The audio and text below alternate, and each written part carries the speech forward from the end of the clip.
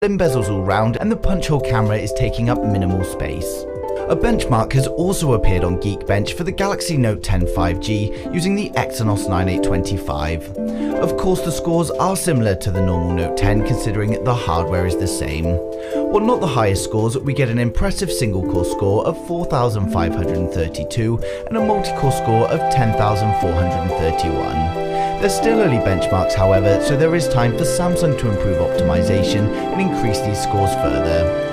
With the launch in New York being just 7 days away, there's plenty of excitement surrounding the Note 10 and the Note 10 Plus, and I'll definitely be pre-ordering the Plus as soon as possible. We previously had the full specs leaked for both devices, so I'll run through that along with the pricing for anyone that has missed it. We'll start with the standard Note 10, which comes with an Infinity O AMOLED display and a punch hole selfie camera top center. We've got dual edge curved display with a resolution of 2280 by 1080, HDR10+, an in-display fingerprint scanner, and it is of course protected by Gorilla Glass 6. The punch hole selfie camera is a 10 megapixel dual pixel lens with an aperture of f2.2, display flash support, and it's also able to shoot 4K videos at 30 frames a second. The device is going to be powered by the latest Snapdragon 855 Plus in North America and the Exynos 9825 globally, and it's going to come with 8GB of RAM and 256 storage. On the rear of the device, we've got a triple camera setup. We've got a 12 megapixel dual pixel lens with an f1.5 to f2.4 variable aperture. At this point, we're not sure if the standard Note has 3-stage variable aperture or the standard 2. We get a 16 megapixel ultra-wide lens with an aperture of f2.2 and a 12 megapixel telephoto lens with 2x optical zoom.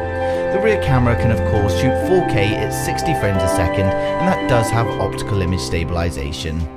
It's all powered by a 3500 mAh battery that supports 25-watt wired charging and 12-watt wireless, and it is of course IP68 water resistant. Next up, we've got the Galaxy Note 10 Plus, which does have various improvements over the standard model. We get a much larger 6.8-inch Infinity O AMOLED display with the punch hole selfie camera top center. The display is a dual-edge curved display with a resolution of 1440 by 3040.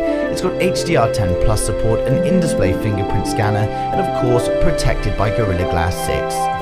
The punch hole selfie camera is a 10 megapixel dual pixel lens with an aperture of f2.2 and display flash support.